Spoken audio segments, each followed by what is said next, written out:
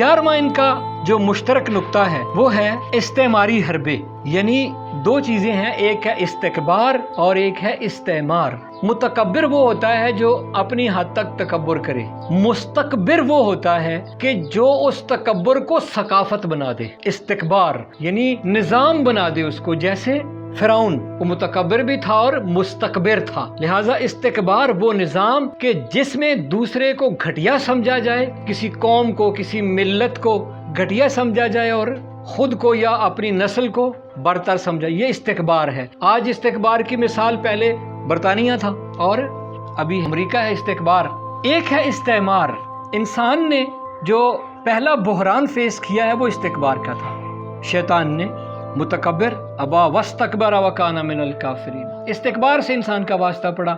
اب جب استکبار سے واسطہ ہوتا ہے تو خطرہ اگرچہ بڑا شدید ہوتا ہے، لیکن اس سے بھی بڑا خطرہ کیا ہے؟ اس سے بڑا خطرہ ہے استعمار، عمارت، عمرانیات، عمر، آباد کاری، خوشحالی، تعیش، یعنی کسی بھی قوم کو اگر استکبار سے نہ گھیرا جا سکے وہ ڈٹ جائے، پھر اسے استعمار کے ذریعے سے گھیرا جاتا ہے۔ جیسے ابلیس کا جو پہلا حربہ تھا وہ تکبر تھا، اکڑ گیا۔ دوسرا جو تھا اس سے متصل وہ استکبار، یعنی اعلان اس نے کر دیا۔ لیکن وہ قضیہ کہ جس کے سبب آدمیت کو جنت چھوڑنا پڑی وہ استکبار نہیں، وہ استعمار ہے۔ کہا کہ فرشتے بن جاؤ گے، ہمیشہ کے لیے زندہ رہو گے، اور یہ ماجرا تکرار ہو رہا ہے ابھی کہ انسان اطاعت الہی میں ہوتا ہے جنت ہے، شیطان جب مقابلے کے لیے پکارتا ہے انسان انانیت دکھاتا ہے۔ بے لباسی کیوں ہو رہی ہے؟ استکبار کی وجہ سے نہیں۔ جب کوئی للکارتا ہے، جیسے نہج البلاغہ میں مولا کا ارشاد ہے کہ لوگوں کے تانوں نے کئی تنکوں کو گھنے درخت بنا دیا۔ استکبار میں الرٹ ہو جاتا ہے بندہ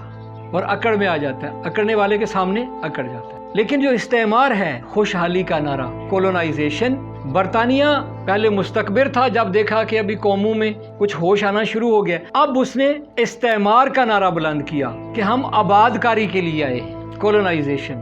اب یہ جو غالی ہیں اور ناسبی ہیں، ان کے اندر یہ دونوں چیزیں موجود ہیں، یہ مستکبر بھی ہیں اور مستعمر بھی ہیں۔ استعماری حربہ کیا ہے ان کا؟ استکباری تو بتا دیا ہے کہ ان کی گردن میں لوہا موجود ہے، یہ متکبر بھی ہیں مستکبر بھی ہیں، لیکن ان کا خطرناک ترین حربہ جو ہے وہ ہے استعماری حربہ، نجات کا۔ غالی کیا کہتا ہے؟ نعرہ حیدری لگاؤ، جنت میں چلے جاؤ، کوئی نماز، کوئی روزہ، کوئی حج، کوئی زکوٰۃ، کوئی عمل، کوئی کچھ ہی ضرورت نہیں ہے، بس اہل بیت کی محبت کافی ہے۔ یہ کون سا حربہ ہے؟ استعماری حربہ۔ یہ شیطانی، یہ شیطان نے جو حربہ، یعنی اللہ نے جو فرمایا کہ اقیموا الصلاۃ، اللہ فرماتا ہے نماز قائم کرو، غالی کہتا کوئی ضرورت نہیں ہے۔ اللہ فرماتا ہے وآتوا الزکوٰۃ، کہتا کوئی ضرورت نہیں ہے۔ اللہ فرماتا ہے جہاد کرو، وہ کہتا کوئی ضرورت نہیں ہے۔ اللہ فرماتا ہے کہ امر بالمعروف کرو۔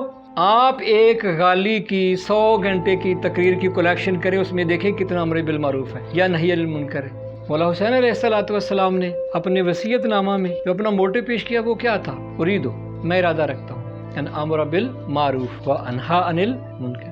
اب امام کی بارگاہ میں بیٹھ کے، امام کے منبر پہ بیٹھ کر، امامیہ کے سامنے بیٹھ کر یہ امام کے بالکل مخالف نقطہ کی طرف چلا گیا ہے۔ یعنی ایسا نہیں کہ اس کو 100% امر بالمعروف کرنا چاہیے تو اس نے 2% کیا، نا، اس کے الٹ چل رہا ہے۔ لہٰذا استعماری حربہ کہ بس نعرہ حیدری لگاؤ اور جنت میں چلے جاؤ، اور دوسروں نے تو اور بھی شارٹ کٹ کیا ہے کہ تم ظالموں کی حمایت کرو، غداروں کی حمایت کرو، غاصبوں کی حمایت کرو، وہ 2020 کا ہو یا 61 ہجری کا ہو یا اس سے پہلے کا ہو، ظالموں کی مدد بھی کرو، تمہارے ایمان کو کچھ نہیں ہوگا، قاتلوں کی مدد بھی کرو، تمہارے ایمان کو کچھ بھی نہیں ہوگا، تم پھر بھی ایمان والے ہی رہو گے، تم غدیر کا انکار کرو تو پھر بھی مومن ہی ہو، تم نبی پاک صلی اللہ علیہ وسلم کی ذہنی حالت پہ شک کرو تم پھر بھی مسلمان ہی ہو، تم نبی پاک صلی اللہ علیہ وآلہ وسلم کی لا ریب اور بے عیب زندگی میں عیب تلاش کر کے کتابیں لکھو تم پھر بھی مومن ہی ہو، حضور کو ان پڑھ کہہ کے پھر بھی مومن ہو، ان کی ذہنی حالت پہ شک کر کے پھر بھی مومن ہو، نعوذ باللہ الیاذ باللہ، انہیں غافل کہہ کے بھی،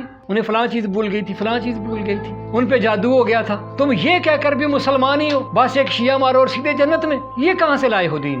مجھے بتاؤ نا، کس قرآن کو فالو کرتے ہیں آپ کے جس میں قاتل اور مقتول دونوں صحیح ہیں، جس میں ظالم اور مظلوم دونوں صحیح ہیں، جس میں مومن اور فاسق ایک جیسے ہیں، جس میں عالم اور جاہل ایک جیسے ہیں؟ ذرا مجھے قرآن مجھے دکھاؤ تو صحیح، یہ کون سی کتاب ہے کہ جس سے تم یہ شریعت لے آئے ہو کہ جب حضور بھول جاتے تھے تو فلاں بتاتا تھا؟ یہ کون سی نبوت ہے جو ورقہ بن نوفل کی محتاج ہے؟ یہ کہاں سے لائے ہو دین؟ ذرا مجھے بھی تو دکھاؤ۔ اور یہ گالی دکھائیں، یہ کون سی امامت ہے کہ جس میں نماز نہیں ہے، جس میں روزہ نہیں ہے، جس میں حج نہیں ہے، جس میں زکوٰۃ نہیں ہے، جس میں جہاد نہیں ہے؟ کربلا بھی بیان کرتے ہو اور جہاد کے خلاف بھی بولتے ہو، یہ کون سا دین ہے؟ کیا کربلا کو جہاد نہیں سمجھتے؟ یہ وہی ناسبیوں والی سوچ ہے، ناسبی بھی یہی کہتے ہیں کہ کربلا جہاد نہیں ہے، کربلا فتنہ، یہی کہتے ہیں وہ بھی، اور تم بھی کہہ رہے ہو کہ جہاد کی کوئی ضرورت نہیں ہے۔ اور استعماری حربہ دونوں طرف ہے، نجات، بھائی تمہیں نجات مل جائے گی، اہل بیت کو مانو نجات مل جائے گی، اور بھائی اہل بیت کو مانو یعنی ان کی مانو، جس راہ پہ انہوں نے تمہیں ڈالا ہے اس راہ پہ چلو، جو پیرامیٹر دیا ان پیرامیٹر کو دیکھو، جو قواعد اور ضوابط دیے ہیں، ہاں کمی بیشیاں انسان ہے، خطا کار ہے، وہ ہوتی ہیں چیزیں، لیکن اپنی راہ پہ رہو، اپنی طرف سے فیصلے نہ کرو۔